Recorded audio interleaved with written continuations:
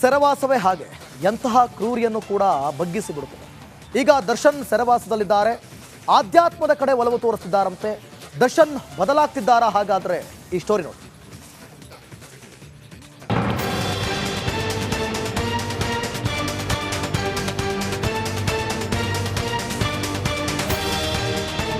ದರ್ಶನ್ ಸದಾ ವಿವಾದದಲ್ಲೇ ಇರೋ ನಟ, ಆಗಾಗ ಕಿರಿಕ್ ಮಾಡಿಕೊಂಡು ಸುದ್ದಿಯಾಗ್ತಾ ಇದ್ದ ಹೀರೋ. ಹೆಂಡತಿಗೆ ಹೊಡೆಯೋದು, ಹೋಟೆಲ್ ವೇಟರ್ ಜೊತೆ ಕಿರಿಕ್ ಮಾಡ್ಕೊಳ್ಳೋದು, ನಿರ್ಮಾಪಕನ ಜೊತೆ ಜಗಳವಾಡೋದು, ಹೀಗೆ ಕಾಂಟ್ರವರ್ಸಿ ಸ್ಟಾರ್ ಆಗಿದ್ದ ಕಾಟೇರ ರೇಣುಕಾ ಸ್ವಾಮಿ ಕೊಲೆ ಕೇಸ್ನಲ್ಲಿ ಜೈಲು ಪಾಲಾಗಿದ್ದಾರೆ. 4 ಗೋಡೆಗಳ ಮಧ್ಯೆ ಸೆರೆವಾಸ ಅನುಭವಿಸ್ತಾ ಇರುವ ದಾಸ ನಿಧಾನವಾಗಿ ಬದಲಾಗ್ತಾ ಇದ್ದಾನೆ.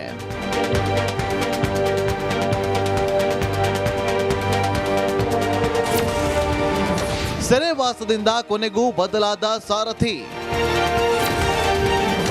ಆಧ್ಯಾತ್ಮ ಪುಸ್ತಕಗಳ ಕಡೆ ಕಾಟೇರನ ಒಲವು. ಕೊಲೆ ಕೇಸ್ನಲ್ಲಿ ಜೈಲು ಪಾಲಾದ ಚಿಂಗಾರಿ ಮೊದಮೊದಲು ಕುಗ್ಗಿ ಹೋಗಿದ್ರು. ಸೆರೆವಾಸದಿಂದ ಕೊರಗಿ ಹೋಗಿದ್ದ, ಡಿಪ್ರೆಷನ್ಗೆ ಹೋಗಿದ್ದ ಚಿಂಗಾರಿ ಜೈಲು ಸಿಬ್ಬಂದಿ ಜೊತೆ ಕಿರಿಕ್ ಮಾಡಿಕೊಳ್ತಾ ಇದ್ರು. ಆದ್ರೆ ಪತ್ನಿ, ತಾಯಿ, ಸಹೋದರ, ಬಾಲ್ಯ ಸ್ನೇಹಿತರು, ಹಿತೈಷಿಗಳು ಭೇಟಿಯಿಂದ ಡೆವಿಲ್ಗೆ ಕೊಂಚ ಧೈರ್ಯ ಬಂದಿದೆ. ದರ್ಶನ್ ಆತ್ಮಸ್ಥೈರ್ಯ ಹೆಚ್ಚಾಗ್ತಾ ಇದೆ.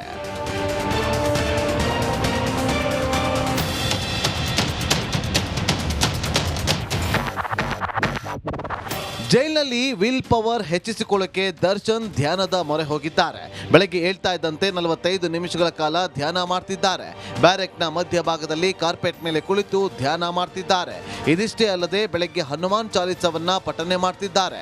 ಕಳೆದ 2 ದಿನಗಳಿಂದ ದರ್ಶನ್ ಆಧ್ಯಾತ್ಮ ಪುಸ್ತಕಗಳನ್ನು ಓದ್ತಾ ಇದ್ದಾರೆ. ವಿವೇಕಾನಂದರ ಜೀವನ ಚರಿತ್ರೆಯನ್ನ ಓದ್ತಾ ಇದ್ದಾರೆ. ಕುವೆಂಪು, ಶಿವರಾಮ್ ಕಾರಂತರು, ದರಾ ಬೇಂದ್ರೆ ಹಾಗೂ ಆನಾ ಕೃಷ್ಣರಾಯರ ಪುಸ್ತಕಗಳ ಪುಟವನ್ನು ತಿರುವಿ ಹಾಕ್ತಿದ್ದಾರೆ. ಹೀಗೆ ದಿನ ಕಳೆದಂತೆಲ್ಲ ದರ್ಶನ್ ಬದಲಾಗ್ತಾ ಇದ್ದಾರೆ. ಕಾಟೇರನ ವರ್ತನೆಯಲ್ಲೂ ಕೊಂಚ ಬದಲಾವಣೆ ಕಂಡಿದೆ. ಸೆರೆಮನೆಯಿಂದ ದರ್ಶನ್ ಸಂಪೂರ್ಣವಾಗಿ ಬದಲಾಗಿ ಹೊರ ಬಂದರೂ ಯಾವುದೇ ಅಚ್ಚರಿ ಇಲ್ಲ.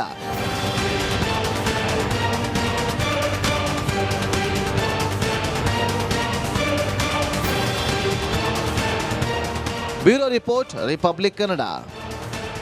ಮಂಡ್ಯದಲ್ಲಿ ಕುಮಾರಸ್ವಾಮಿಗೆ ಅದ್ಧೂರಿ ಸ್ವಾಗತವನ್ನ ಕೋರಲಾಗಿದೆ. ಜೊತೆಗೆ ಸಮಾವೇಶದಲ್ಲಿ ಭಾಗಿಯಾದವರಿಗೆ ಭರ್ಜರಿ ಬಾಡೂಟವನ್ನು ಕೂಡ ನೆರವೇರಿಸಲಾಗಿದೆ.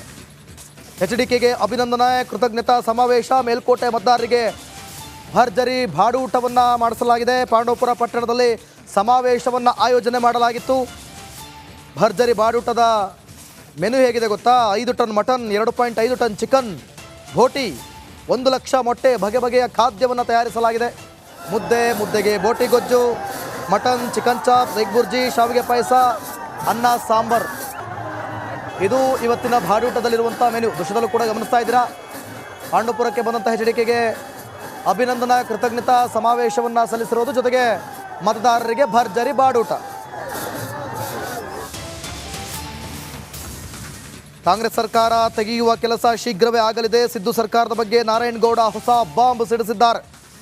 ಸಿದ್ದರಾಮಯ್ಯ ಸತ್ಯ ಹರಿಶ್ಚಂದ್ರ ಅಂತ ಹೇಳ್ಕೊತಾರೆ.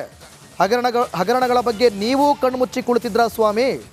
ಸಿಎಂಗೆ ನಾಚಿಕೆ ಆಗಬೇಕು ಅಂತೇಳಿ ನಾರಾಯಣಗೌಡ ವಾಗ್ದಾಳಿಯನ್ನು ನಡೆಸಿದ್ದಾರೆ. ಏನು ಹೇಳಿದ್ದಾರೆ ನೋಡೋಣ.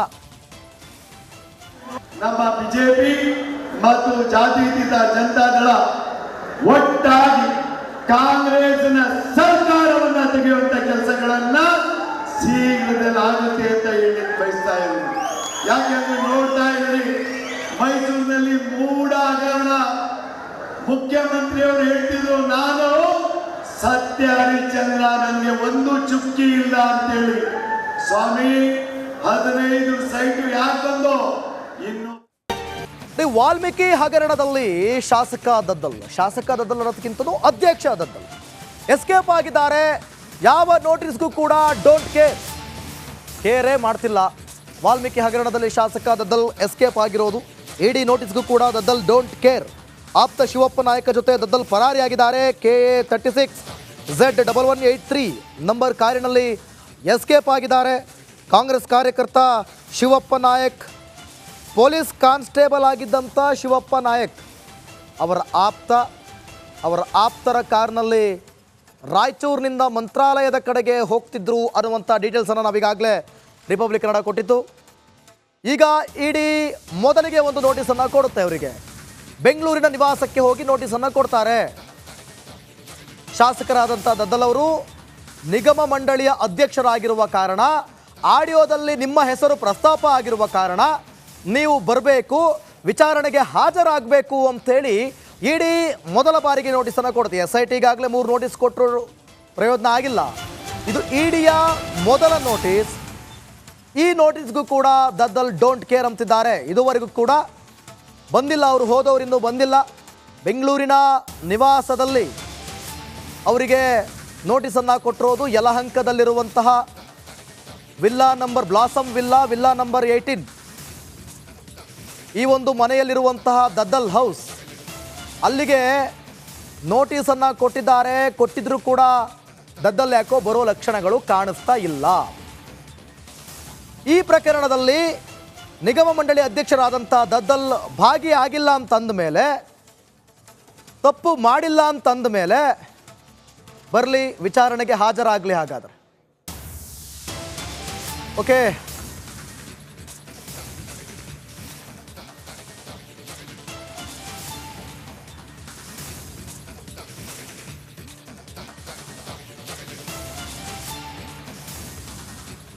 ಮುಂದೆ ನಮಸ್ಕಾರ, ಕರ್ನಾಟಕ ಪ್ರೈಮ್ ಟೈಮ್ಗೆ ಸ್ವಾಗತ. ನಾನು ಜಯಪ್ರಕಾಶ್ ಶೆಟ್ಟಿ. ಇಡೀ ಕರ್ನಾಡು ಇವತ್ತು ರೆಬೆಲ್ ಆಗಿ ನಿಂತಿದೆ. ಈ ಹಗರಣಗಳನ್ನು ಸದನದಲ್ಲಿ ಪ್ರಸ್ತಾಪ ಮಾಡಲು ಕೂಡ ಕಾಂಗ್ರೆಸ್ ಹಿಂದೇಟು ಹಾಕಿದ್ದೇಕೆ? ನಿಮ್ಗೆ ಸಂಬಳ ಅದಕ್ಕೆ, ನಿಮಗೆ ವಾಹನ ಅದಕ್ಕೆ, ನಿಮಗೆ ವೆಪನ್ ಅದಕ್ಕೆ, ನೀವು ಅದನ್ನು ಸೆರೆ ಹಿಡಿಬೇಕಾಗಿತ್ತು. ನೀವು ವಿದ್ಯುತ್ ಬರ ಇದೆ ಅಂತ ಹೇಳ್ತಾ ಇದ್ದೀರಿ, ಎಲ್ಲಿ ಬರ ಇದೆ ನೀವು ಹೇಳಬೇಕು.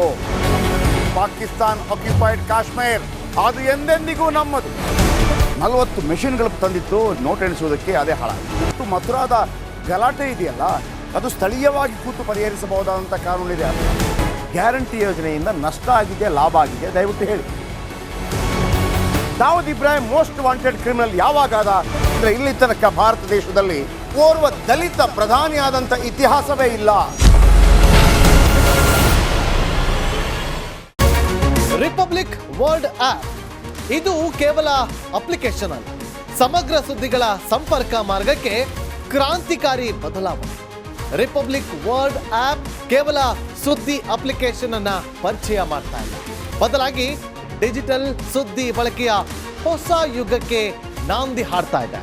ಇದೊಂದು ಬ್ರೇಕಿಂಗ್ ನ್ಯೂಸ್, ಪ್ರಭಾವಶಾಲಿ ಕಾರ್ಯಕ್ರಮಗಳಿಗೆ ಗಟ್ಟಿಯಾದ ವೇದಿಕೆ. ರಿಪಬ್ಲಿಕ್ ವರ್ಲ್ಡ್ ಅಪ್ಲಿಕೇಶನ್ ಈಗ ಲೈವ್ ಆಗಿದೆ. ಗೂಗಲ್ ಪ್ಲೇ ಸ್ಟೋರ್ ಮತ್ತು ಆಪಲ್ ಆಪ್ ಸ್ಟೋರ್ ಎರಡರಲ್ಲೂ ಲಭ್ಯವಿದೆ. ಈಗಲೇ ಡೌನ್ಲೋಡ್ ಮಾಡಿ.